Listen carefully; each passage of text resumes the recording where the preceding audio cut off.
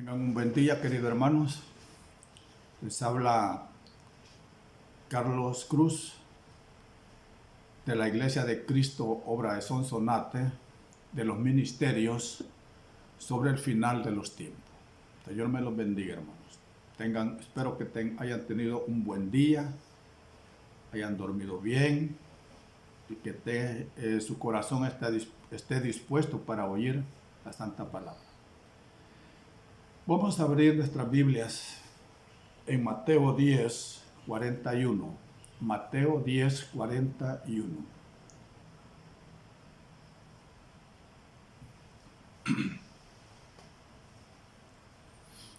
Amén, hermanos. La palabra dice: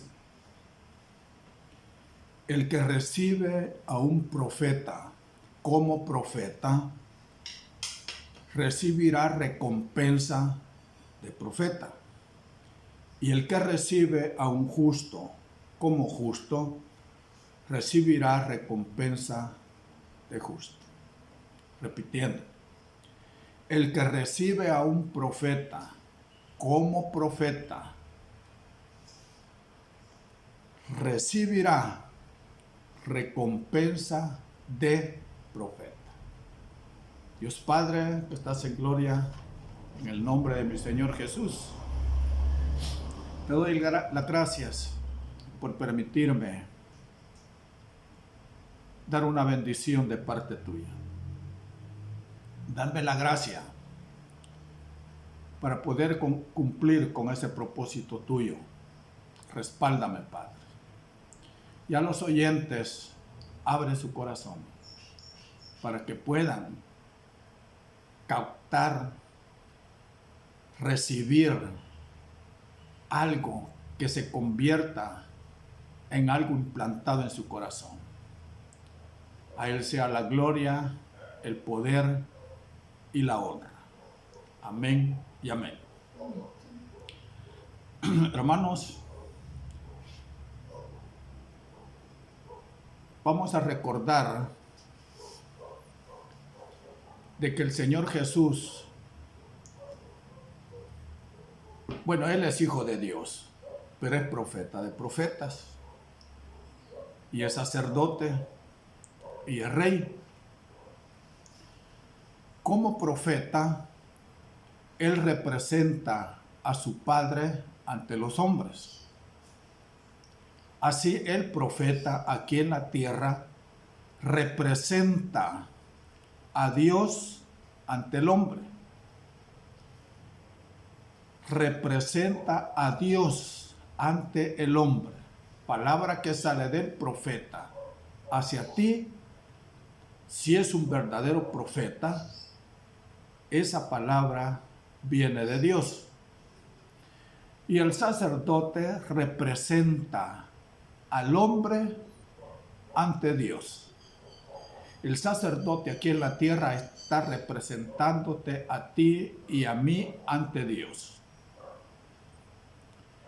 Aquí dice la palabra que el que recibe a un profeta como profeta, recibirá recompensa de profeta. ¿Cuál es esa recompensa de profeta? Porque hay recompensa de profeta y recompensa del profeta. Para ilustrarlo, vamos a abrir nuestra Biblia en Primera de Reyes 7. Primera de Reyes 17. Primera de Reyes 17. Pasajes bien conocidos dentro de la doctrina del sacerdocio. Estamos hablando de Elías, un hombre tan poderoso, no porque él fuera en sí, sino porque Dios obraba en él con poder. Este Elías recibió alimento de una viuda, pero más antes recibió también comida de los cuervos. Si nosotros vemos en el 17:4, le dice, en el 2, vino a Elías la palabra del Señor, la palabra de Dios, diciendo, sal de aquí y dirígete hacia el oriente y escóndete junto al arroyo Querit, que está al oriente del Jordán, y beberás del arroyo, y he ordenado a los cuervos que te sustenten allí. A unos animalitos mandó a que le dieran comida a Elías. Pero en el 5 dice, él fue e hizo conforme a la palabra del Señor. En el 2 vino palabra de Dios a Elías y dice que él fue e hizo conforme a la palabra. O sea, fue obediente a la palabra de Dios. Fue obediente a la palabra de Dios. Después dice, vino después a él la palabra del Señor diciendo, levántate, ve a Sarepta, que pertenece a Sidón, y quédate allí. He aquí, yo he mandado a una viuda de allí que te sustente. 10. Él se levantó y fue a Sarepta.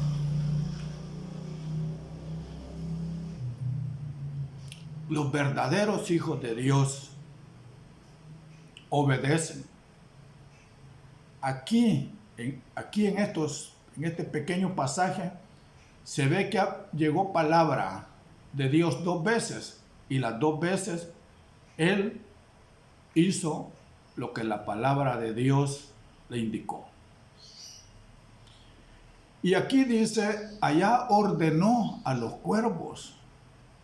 O sea, qué poder de Dios va, que le ordena a los animales, le ordena a la naturaleza, le ordena, porque las órdenes de él orden se cumple.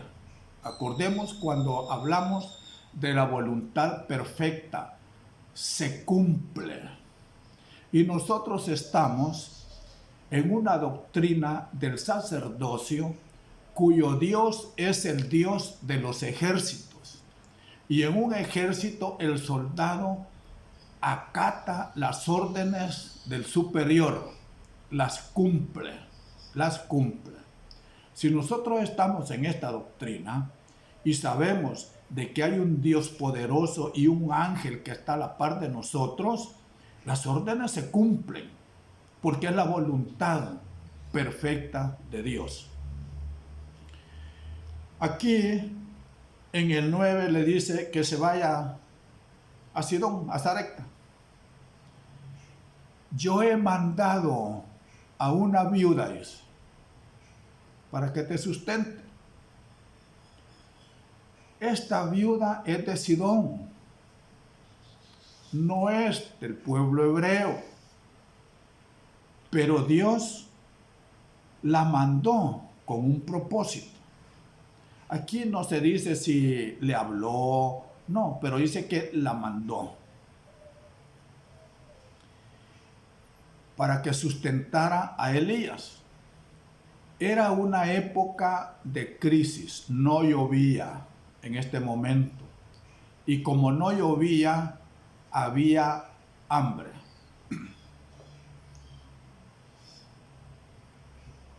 Había hambre. Casi en todas las situaciones donde Dios va a manifestar su poder, hay algo que afecta al ser humano. Vemos en el libro de Apocalipsis que hay 4 caballos operando al mismo tiempo. Son potestades a las órdenes de Dios, hermano, a las órdenes de Dios. Ha permitido que salga un caballo blanco y quien lo monta es el anticristo, el de la mentira. ¿Y Dios puede mandar mentiras? Sí. Aquí en la Biblia dice que ha enviado espíritus de mentira para que creamos en ella porque hemos desechado la verdad. Al mismo tiempo, sale un caballo rojo que significa sangre, guerra, no hay paz. Y eso se está viviendo en estos momentos. Todo a la par. Hoy los mentirosos, la gente le cree a los mentirosos. No hay paz en diversas partes del mundo. En Estados Unidos, ya en México hay revueltas y eso no hay paz. No significa que necesariamente que se van a agarrar a balazos y va a correr la sangre. No hay paz. Guerra significa ausencia de paz. Hay un caballo negro también que simboliza la economía, el comercio. Eso está afectando. Ya hoy parece que ya se va a decretar que el próximo lunes ya queda abierto todo. Bueno, la ley es ley del hombre, pero ahí está una voluntad de Dios que está esperando a que salga toda esa gente, porque aquel está esperando, el virus está esperando, está corriendo a la par. Y el caballo amarillo que representa las enfermedades y el hambre. Se dice que después de la tribulación vienen cosas peores. Eso no es para asustarse, hermano. Vienen cosas peores, pero para el mundo. Porque para usted como hijo de Dios hay una promesa grande dada por un profeta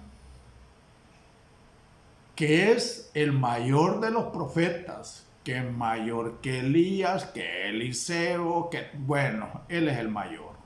Te da una promesa, te la voy a recordar, ya la sabes, pero te la voy a recordar. Pero dice acá, en este momento, en este lugar, hay una gran hambre y hay sequía. Hay hambre y hay sequía. Y viene este Elías, en el 11, le dice a Elías, cuando llegó a la entrada de la ciudad, no estaba en la ciudad esta viuda, estaba a la entrada, como que ya iba para adentro o había salido, pero a la entrada. He aquí, dice, ahí estaba una viuda recogiendo leña. Y la llamó y le dijo, te ruego que me consigas un poco de agua en un vaso para que yo beba. Pero si había escasez de agua, pero le estaba pidiendo eso que escaseaba en ese tiempo. Le estaba pidiendo algo que escaseaba en ese tiempo. Hoy es que el Señor se glorifica en las escaseces, hermano. Hoy la mayoría no trabaja. Hay escasez de fondos. Pero es aquí donde el Señor te está probando para ver si lo honras como padre.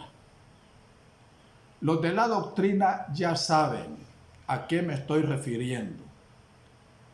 El Señor tiene un propósito. Aquí tenía un propósito. Él establece las iglesias porque tiene un propósito con la iglesia. Con la iglesia.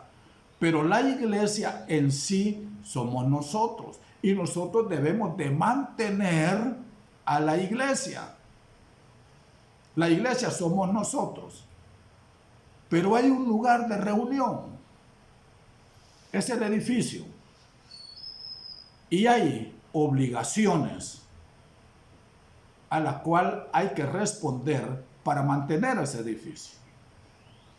Pero como hoy no hay trabajo y está escaso, es ahí donde te está probando el Señor tu fidelidad y tu lealtad. Te ruego que me consigas un poco de agua.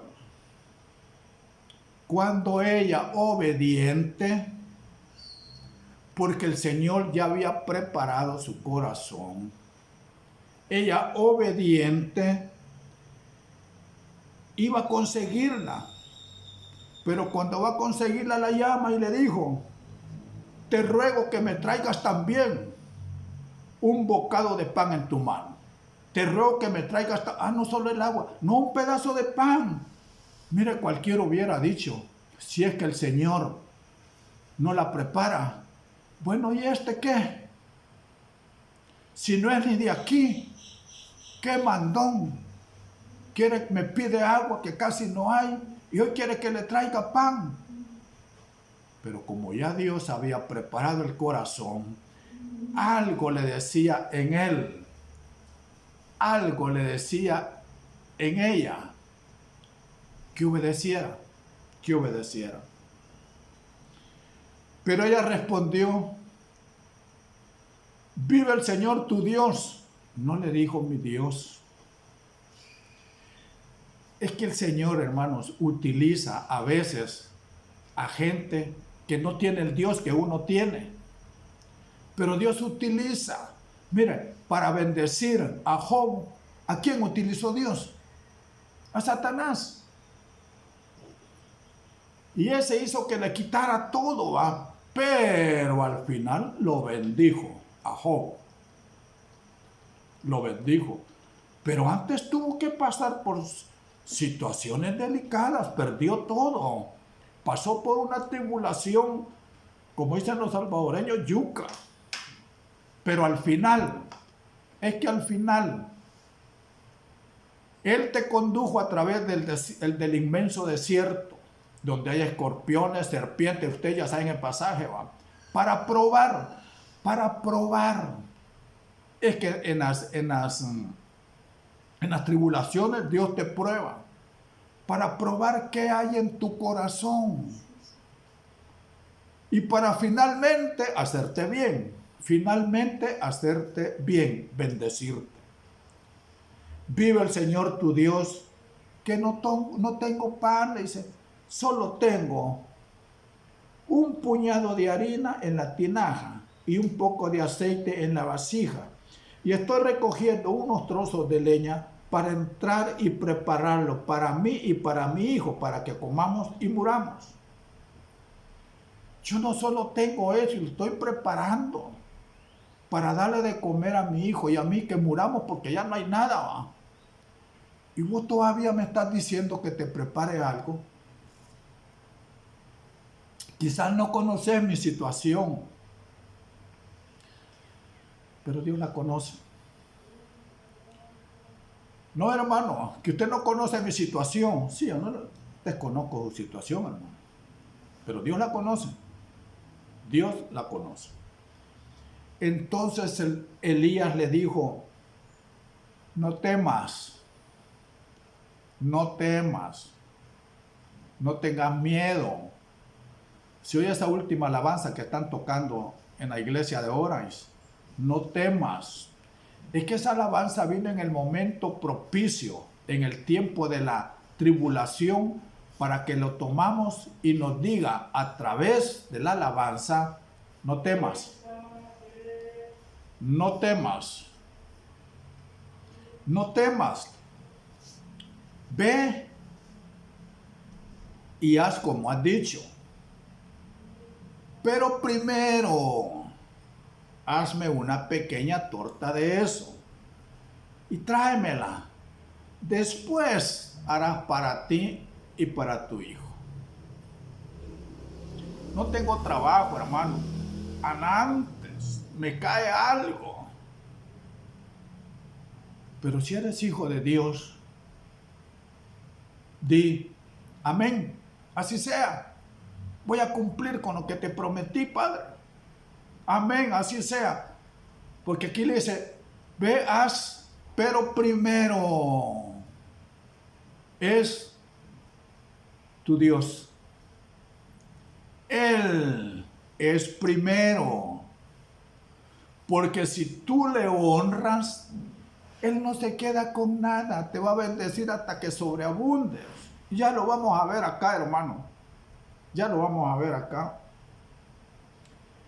Porque así dice el Señor, bueno, no temas, ve como has dicho, pero primero, hazme una pequeña torta de eso y tráemela. Después hará para ti y para tu hijo.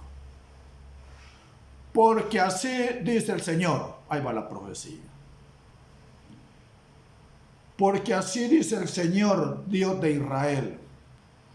No se acabará la harina en la tinaja, ni se agotará el aceite en la vasija, hasta el día en que el Señor mande lluvia sobre la faz de la tierra.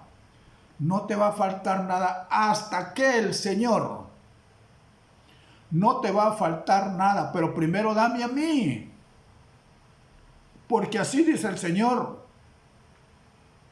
No te va a faltar nada, hijo. Pero acuérdate que primero soy yo. Recuerda, si es que eso se ha hecho vida en mí, hermano. Reconoce y reflexiona que el Señor es Dios arriba en el cielo y abajo en la tierra. No hay otro. Él es el que da y Él es el que quita. Vale más 90 con bendición que 100 sin bendición. 90 con bendición se puede convertir en 150, 200. Pero 100 sin bendición se puede convertir en un 30%.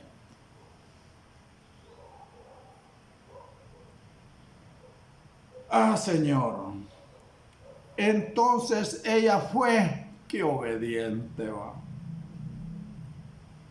e hizo conforme a la palabra de Elías. E hizo conforme a la palabra de Elías. Y ella, él y la casa de ella comieron por muchos días. O sea que comió Elías, la viuda, su hijo y toda su casa. Así es que si tú obedeces a Dios y lo pones primero en tu corazón, no te va a faltar nada a ti, a tu esposa, a tus hijos y a toda tu casa. Mira, hermano, qué bendición la que Dios da. Pero primero haz una torta para mí. Acuérdase que yo soy el que debo de ocupar el primer lugar en tu corazón. Y si tú lo ves así, hijo mío, no te va a faltar nada. A ti, a tu esposa, a tu casa, a tu casa. No solo a ti, a toda tu casa. Hasta aquellos que tal vez ni creen en Dios, pero por ti los va a bendecir. Y dice, entonces ella fue e hizo conforme a la palabra de Elías, y ella, él y la casa de ella comieron por muchos días. 16. La harina de la tinaja no se acabó, ni se agotó el aceite de la vasija. La harina de la tinaja no se acabó, ni se agotó el aceite de la vasija, conforme a la palabra que el Señor había hablado por medio de Elías. Esa es la recompensa de profeta. Lo que Dios le da al profeta, te lo va a dar a ti. Al profeta le dio comida, Dios le dio comida. A la viuda, al hijo y a toda la casa. Esa es la recompensa de profeta. Así, hermano, pero usted al principio dijo también que hay una recompensa del profeta.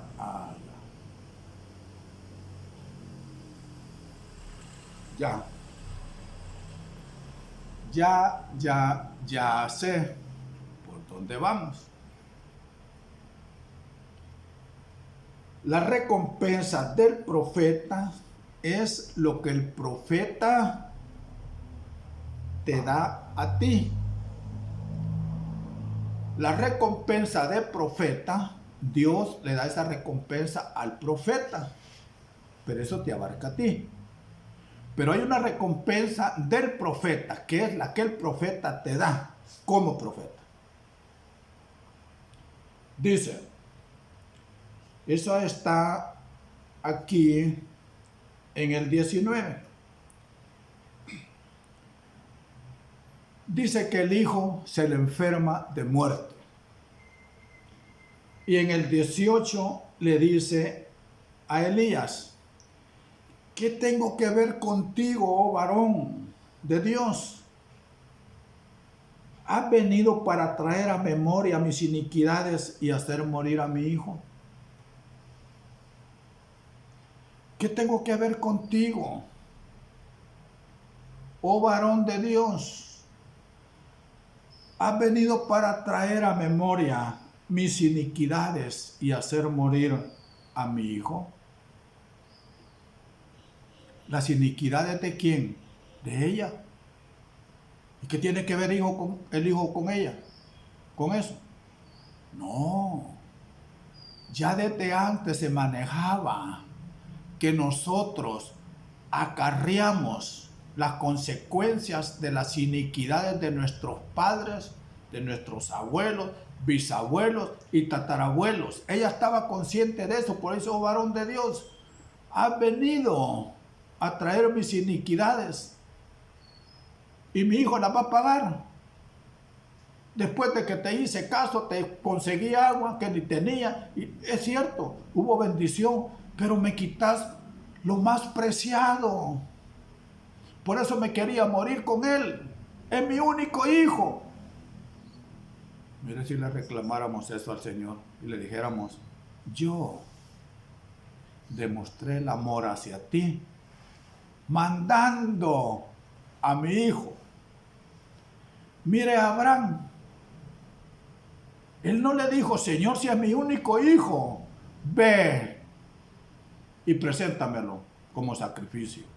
Obediente, obediente, obediente, así sea, amén.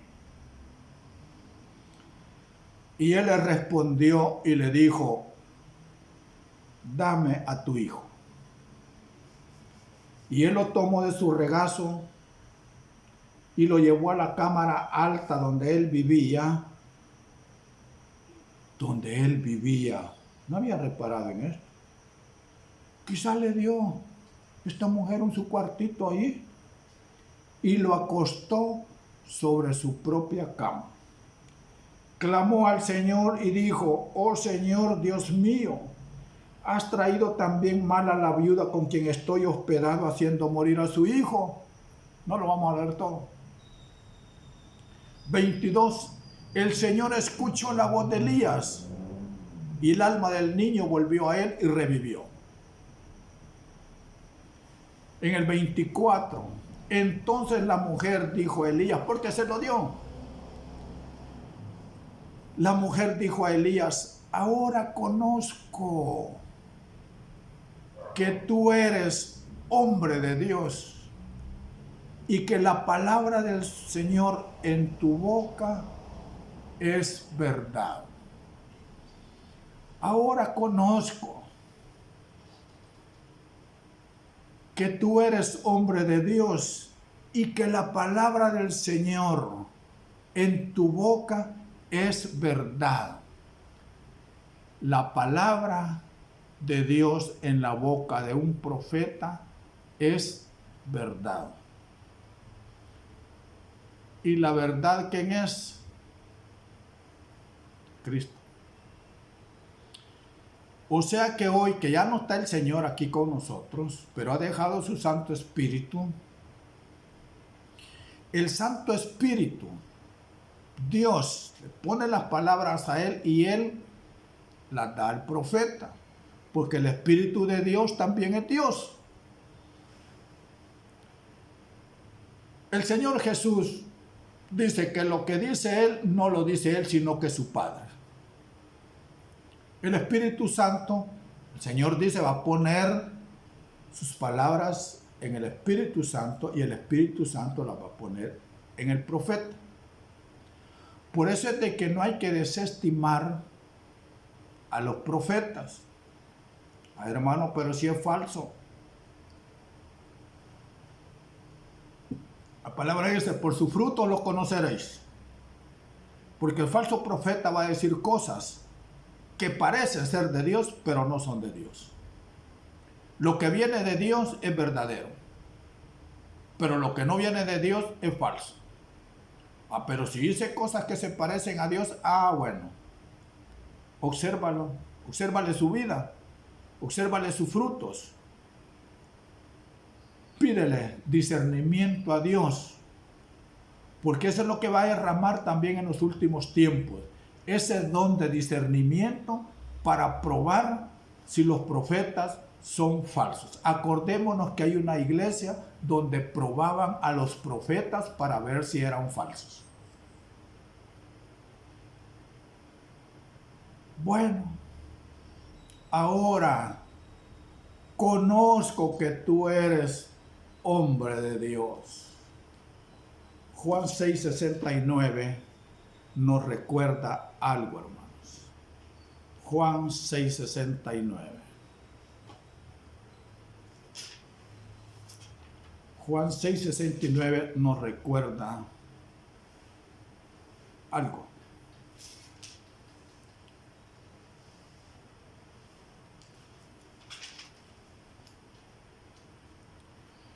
¿Qué dicen los discípulos al Señor Jesús? Y nosotros hemos creído y conocido que tú eres el Santo de Dios. ¿Por qué dice hemos creído y conocido? Porque muchos de los discípulos que andaban con él, si nosotros vemos en el 60, por palabras que él dijo, el que come mi carne y bebe mi sangre permanece en mí y yo en él. Una de tantas. Dice que muchos de sus discípulos, cuando oyeron esto, dijeron, dura es esta declaración, ¿quién puede escucharla? Dudaron. Entonces no eran verdaderos discípulos, hermano. Porque el verdadero discípulo, amén. Pero estos dudaron de las palabras de él. Y lo decían en su interior. Por eso es de que en el 63 dice, el espíritu es el que da vida. La carne para nada aprovecha. Las palabras que yo os he hablado son espíritu y son vida. Una palabra que te dé un verdadero profeta es vida. Te estás muriendo. No te vas a morir de eso, dicen las profetas que están allá operando en Orange. El Señor dice que hay una ley de la vida, el espíritu, y empiezan a darle profecía. Vuelven a la vida. Porque la palabra es espíritu, no se ve. No es una vacuna que se ve. Es una palabra que llega y que te dice, no temáis. Pero hay algunos de vosotros que no creéis, porque Jesús sabía desde el principio quiénes eran los que no creían y quién era el que le iba a traicionar. O sea que el Señor Jesús sabe todo, hermano. Por eso es que qué ridículo que algunos de los creyentes quieran engañarlo. Pueden engañar al pastor, pueden engañar al supervisor, pueden engañar al de alabanza, pueden engañar al del altar, pueden engañar, pero a Dios nunca lo van a engañar.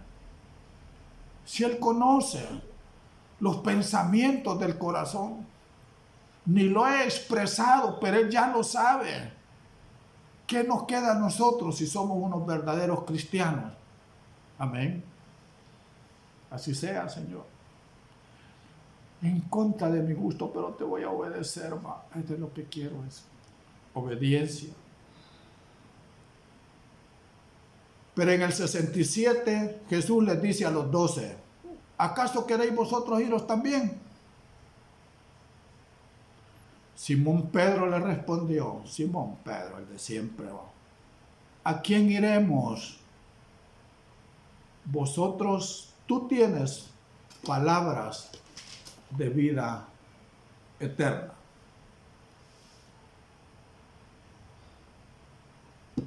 Tú tienes palabra de vida eterna.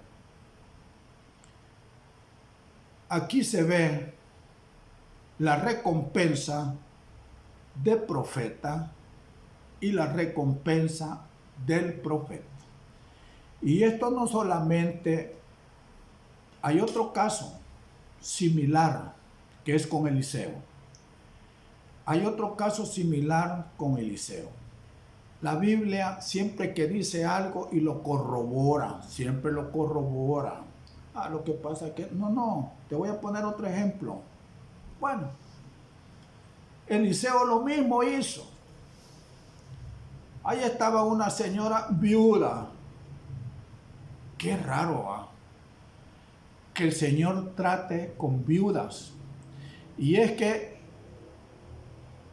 en ese tiempo una viuda era vista de menos. Era una mujer sin protección. Por eso para la viuda era una gran bendición tener un hijo varón. Y en estos casos es el hijo varón. Es el hijo varón. Pero ¿por qué utilizan las viudas? En Lucas 4:25, eso ya es el Nuevo Testamento, Lucas 4:25,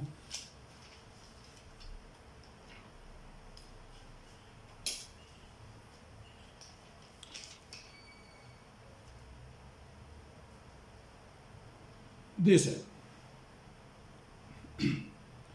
pero en verdad os digo, dice el Señor Jesús, muchas viudas había en Israel,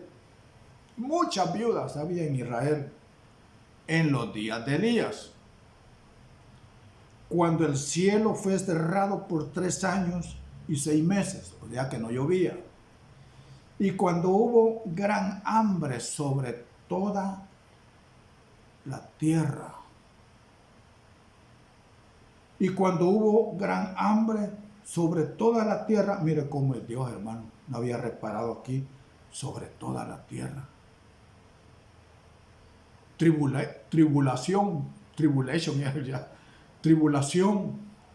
no llovía. Y dice de que había una gran hambre sobre toda la tierra. Y cuando dice sobre toda la tierra, son grandes tribulaciones, hermano. Las que Dios mandó en ese tiempo, en tiempos del rey Acab, porque el pueblo de Israel había hecho de un lado a Dios. Estaba adorando a los Baales. Tenía como profeta los profetas de Baal. Habían hecho de lado a Dios.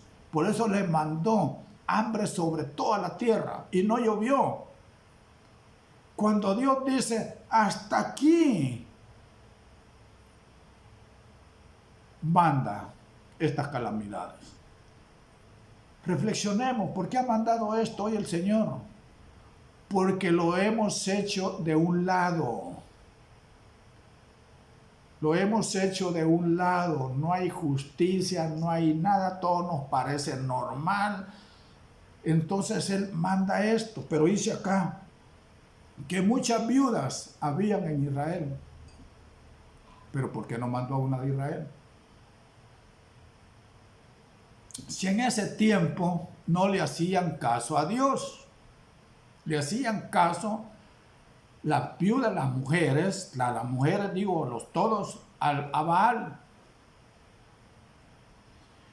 Y adoraban al Baal de la fertilidad y de las lluvias. Por eso le mandó esto el Señor.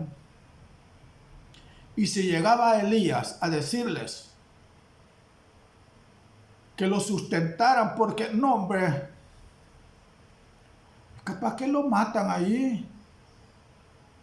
Si mire Balac lo que le dijo. Tú eres el perturbador, les. Parece que por aquí está cerquita. Este está en Juan 17, estoy en Lucas. Pero dice, tú eres el que perturba a Israel. Así le digo acá, tú eres el perturbador, le digo. Tú eres el perturbador. Así lo tenía, y cómo le iban a dar de comer. Y no por eso el Señor los mandó fuera. Es mejor le van a dar de comer los cuervos, que yo le he ordenado que estas mujeres religiosas, esa es la palabrita, eran religiosas. La iglesia tiene que cambiar, porque muchas veces la religiosidad hace que no haya libertad del espíritu en las iglesias.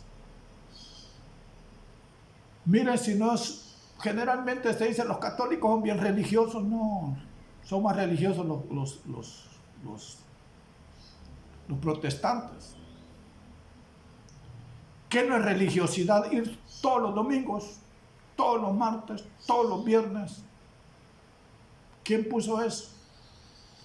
Hay una parte bíblica donde dice que no se puede pasar 3 días sin tener ese alimento. Pero a veces nos ponemos en unas situaciones tan, que nos queremos impresionar, que somos tan espirituales. Que Dios guarde a ese hombre. Que Dios guarde a esa mujer. Son tan que debajo de esas faldas largas, hermano, debajo de esas faldas largas, el corazón está.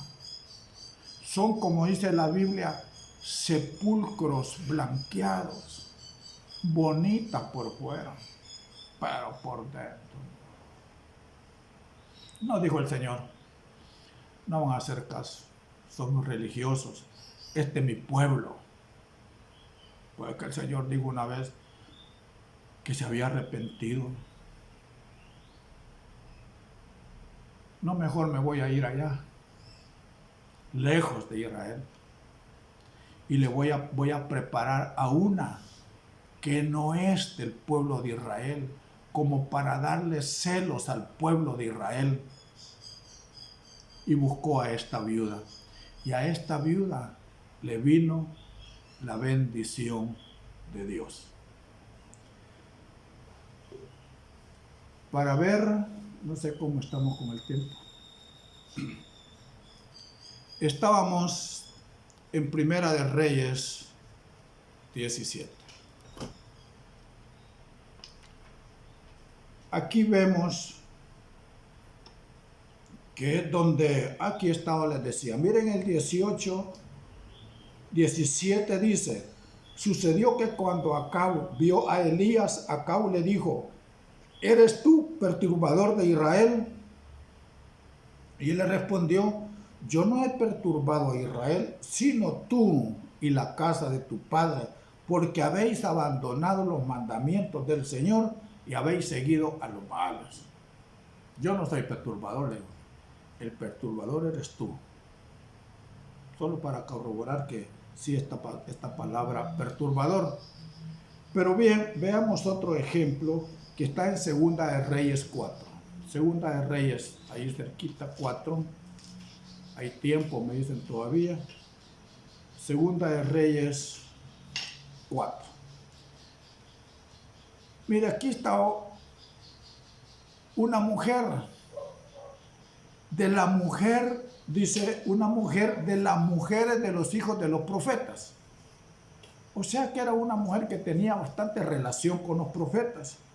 Pero murió el profeta y ella quedó endeudada, a tal grado que le iban a quitar a los hijos porque ella no tenía con qué pagar. Pero fue donde Eliseo y él le dijo: ¿a quién buscó esta mujer en ese problema? A un profeta. En esta situación, hermano, oigamos a los profetas. Él buscó al profeta y le dice en el 2: ¿qué puedo hacer por ti?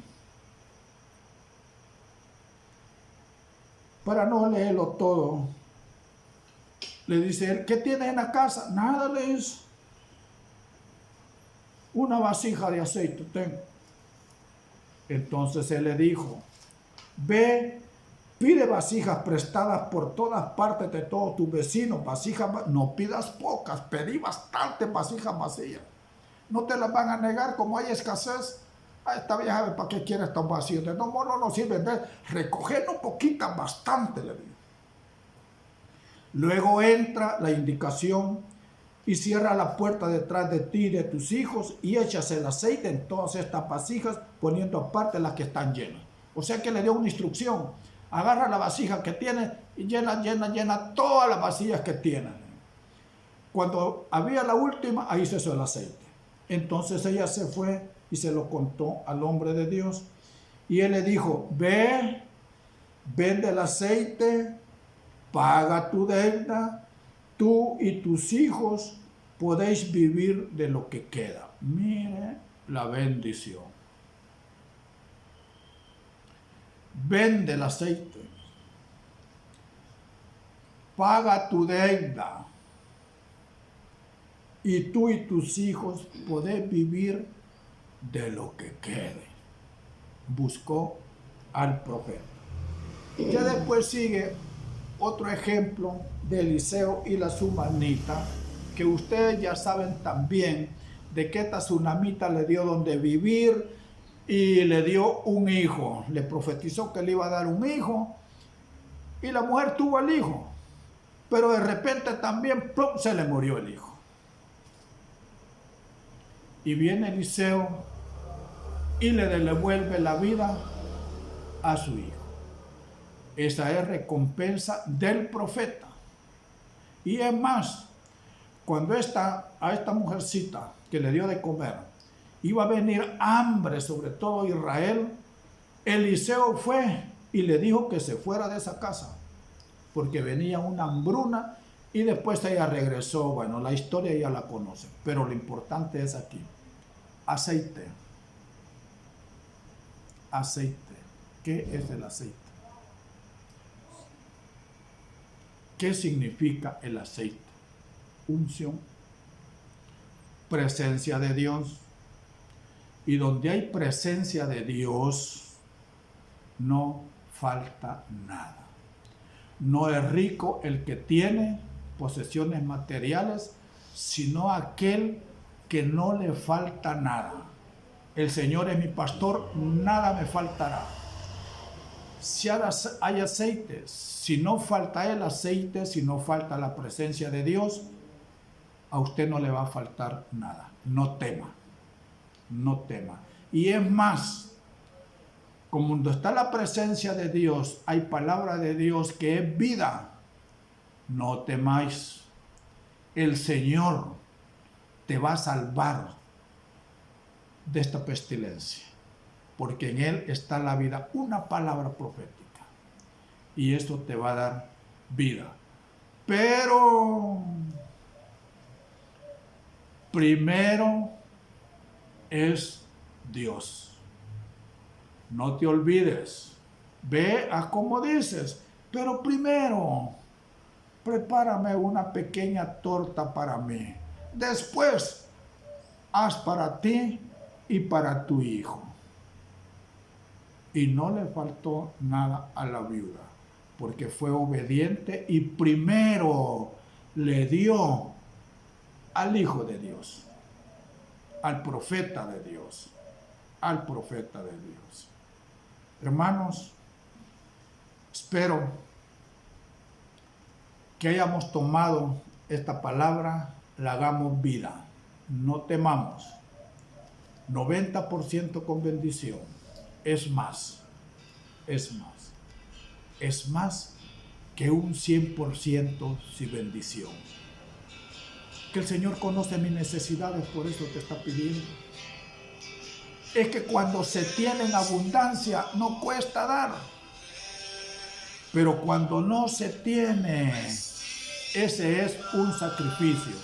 Y cuando uno se sacrifica por el Señor, uno está demostrando el amor que uno le tiene a Él, porque el amor es sacrificio. Hermano, que el Señor esté en sus hogares.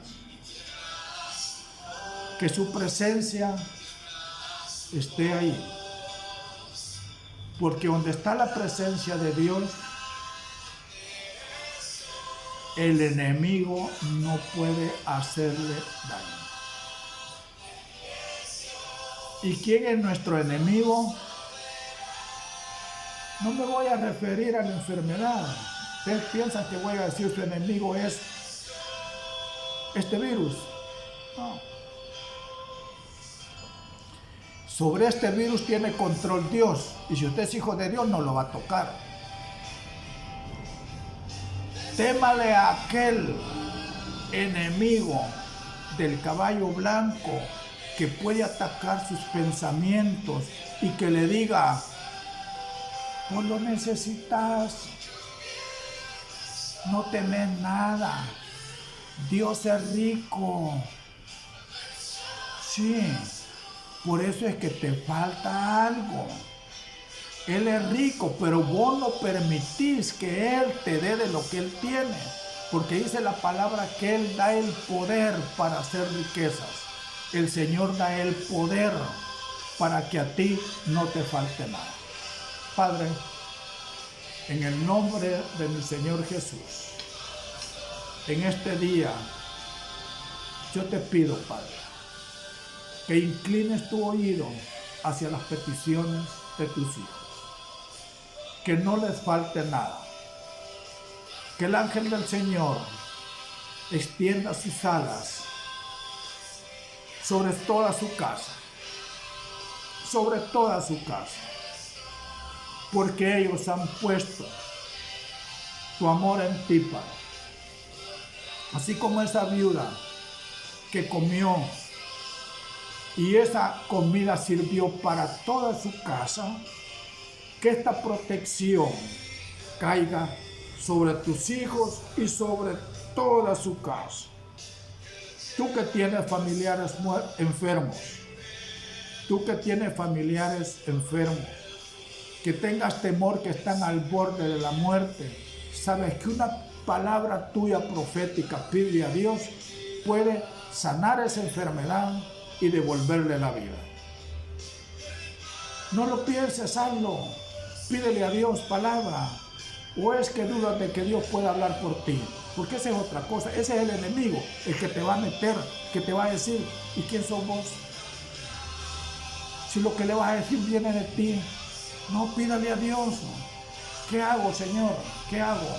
Y extiendan su mano a distancia y declaren esa sanidad divina sobre su casa, sobre esa persona que esté enferma, aquellos que estén al borde de la muerte. No sé si habrán familiares que estén en los hospitales, pero Dios por usted los va a proteger.